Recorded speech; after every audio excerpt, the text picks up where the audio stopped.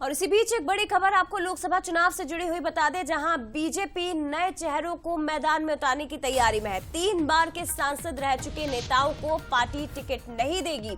कमजोर प्रदर्शन वाले सांसदों पर भी तलवार लटकी हुई है। आपको जानकारी दे दें कि बीजेपी मध्य प्रदेश की 10 सीटों पर नए चेहरों को उतार सकती है। पार्टी ने प्रत्याशियों की तलाश के लिए सर्वे भी शुरू कर दिया है। मध्य प्रदेश की 29 संसदीय सीट, जहां से 5 खाली है, और ऐसे में 10 सीटें ऐसी होंगी जहां नए चेहरों को उतारा जा सकता है। साथ ही जिन सांसदों ने 5 साल अपने क्षेत्र में काम नहीं किया, कोई विकास कार्य नहीं किया, जनता की सुनवाई नहीं हुई है, तो उनके टिकट काटे जा सकते हैं। उन्हें इस बार चुनाव में नहीं उतारा जाएगा। ये रणनीति के तहत बीजेपी आगे बढ़ रही है।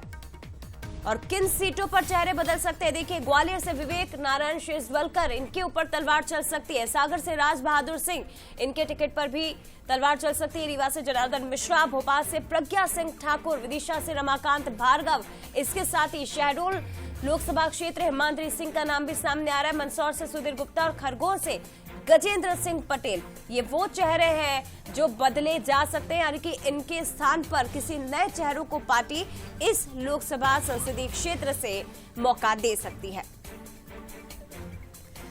और ज्यादा बातचीत हम करेंगे, हमारे साथ एग्जीक्यूटिव एडिटर मनोज सैनी जी इस वक्त फोन लाइन पर जुड़ गए। मनोज जी, लोकसभा चुनाव में भी एक नए फॉर्मूले पर बीजेपी आगे बढ़ रही है। 3 बार के सांसदों को मौका नहीं मिलेगा, इस तरह की खबरें निकल रही है। लेकिन वो सांसद जिन्होंने काम नहीं किया, जनता के बीच नहीं पहुंचे, उनकी टिकट पर भी पत्ता कट सकता है, उनका भी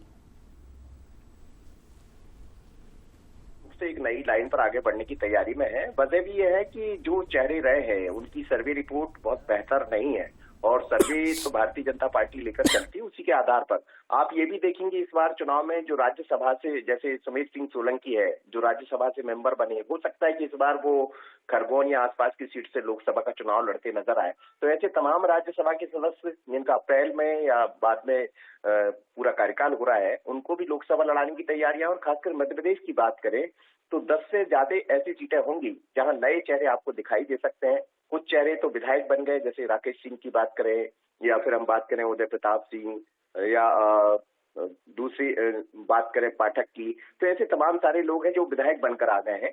और ऐसे में नए चेहरे, करीब 10 ऐसी सीटें जिन सीटों का आप जिक्र कर रही थी, उनके चेहरे बदले जा सकते हैं। यही नहीं, संभावना तो ये भी है कि भारतीय जनता पार्टी बड़े स्तर पर देश भर में नए चेहरों को चुनाव मैदान में लाने की तैयारी में है। एक नई संसद, नए सत्र में नए लोग दिखाई दे, ये तैयारियां हैं बीजेपी की। और जैसे ही राम मंदिर की स्थापना होगी, उसके तत्काल बाद से संभावना ये है कि तमाम तरह की चीजें सामने भी आने लगी।